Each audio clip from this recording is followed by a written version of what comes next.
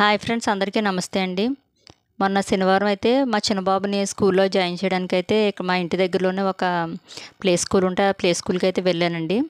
అంటే 10th వరకు ఉంటుంది, ప్లస్ ప్లే స్కూల్ కూడా ఉందండి ఆ స్కూల్లోని. నాకేంటంటే బాబుని ఆ స్కూల్లో ప్లే స్కూల్లో జాయిన్ చేసేసి ఈ డిఎస్సిలో కనుక ఇన్ కేస్ ఒకవేళ జాబ్ రాకపోతే కనుక నేను కూడా ఆ స్కూల్లోనే జాయిన్ అవ్వచ్చు అనే ఉద్దేశంతో అక్కడికైతే వెళ్ళానండి.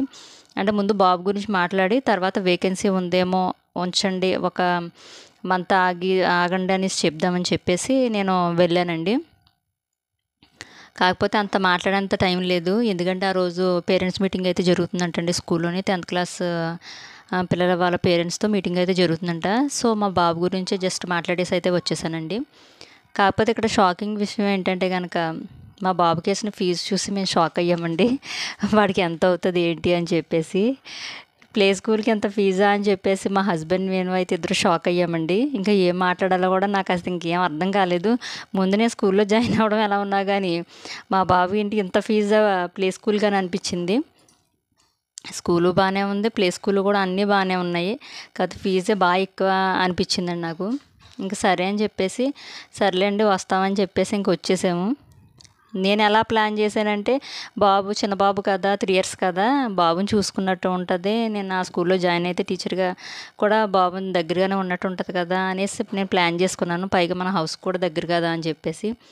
కానీ మొత్తం తలకిందులు అయిపోయినట్టు అయిపోయింది. ఇంకా నా గురించి అయితే నేను ఇంకేం మాట్లాడలేదు. ముందు ఈ ఫీజు చూసి ముందు షాక్ అయిపోయానండి. ఇంటికైతే వచ్చేసాం. వచ్చిన తర్వాత మా సిస్టర్కి అయితే కాల్ చేశాను, తనైతే గుంటూరులో ఉంటుంది. తనకైతే చెప్పాను ఇంత ఫీజు వేసారు ప్లే స్కూల్కి అని చెప్తే, వాళ్ళ బాబు 7th క్లాస్ ఫీజు అంటండి ఈ మా బాబుకి ప్లే స్కూల్కి వేసిన ఫీజు. తను అందే ముందు ఇక్కడ గుంటూరు పంపించే, మీ వాడు 7th క్లాస్ చదివిన తర్వాత వెనక్కి చదువుకుంటూ వస్తాడు ప్లే స్కూల్కి అని చెప్పేసి అందండి. నాకు ఇంకా నవ్వాలో ఏం చేయాలో కూడా అర్థం అవ్వలేదు. అలా ఉందండి అంత ఫీజు. తప్పదనుకుంటే ఇంకా జాయిన్ చేయడమేనండి, ఇంకేం చేస్తాం. మా హస్బెండ్ ఏమన్నారంటే, ఇన్ కేస్ ఒకవేళ డిఎస్సిలో జాబ్ రాకపోతే కనుక నువ్వు ఏదో కాన్వెంట్లో జాయిన్ అవ్వాలనుకుంటున్నావు కాబట్టి అదేంటో ఈ స్కూల్లోనే జాయిన్ అవుతే బాబు దగ్గరే ఉంటాడు కదా, చిన్న బాబు కదా, 3 years కదా, వాడిని చూసుకున్నట్టు ఉంటుంది, ప్లస్ నువ్వు కూడా స్కూల్లో జాబ్ చేసినట్టు ఉంటుంది కదా అనేసి అన్నారండి. ఇంకా ఆలోచించాలి, చూసి ఇంకా బాబుని అదే స్కూల్లో జాయిన్ చేసి ఇంకా నాకు ఏదైనా వేకెన్సీ ఉందేమో అడగాలండి. అడిగి ఇంకా డిఎస్సి రిజల్ట్స్ ఇచ్చిన తర్వాత రాకపోతే కనుక ఇంకా అదే స్కూల్లో నేను టీచర్గా అయితే జాయిన్ అయిపోదామని ఫిక్స్ అయిపోయాను. మా ఫ్రెండ్స్ అయితే ఎగ్జామ్స్ అవ్వగానే కొన్ని పెద్ద పెద్ద స్కూల్స్కి వెళ్ళారండి. స్కూల్స్కి వెళ్ళి అక్కడైతే డెమో అయితే ఇవ్వడం జరిగింది. ఆ డెమో నచ్చి వాళ్ళనైతే స్కూల్కి సెలెక్ట్ చేసుకోవడం అయితే జరిగింది.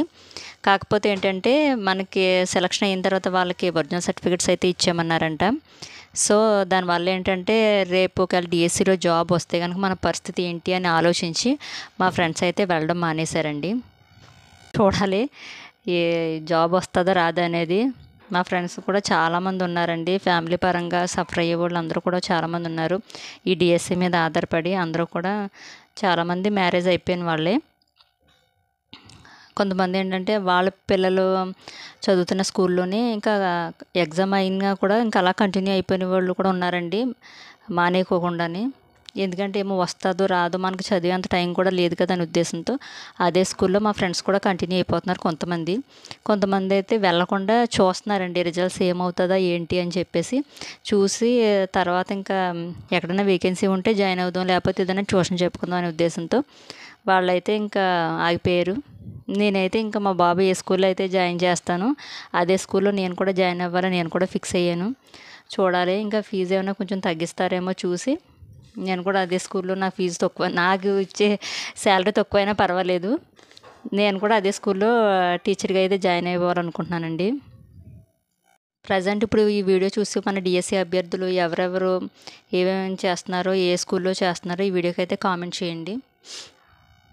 ఈ వీడియో నచ్చితే కనుక ఒక లైక్ చేసి మన ఛానల్ కొత్తగా చూస్తే సబ్స్క్రైబ్ చేసుకోండి.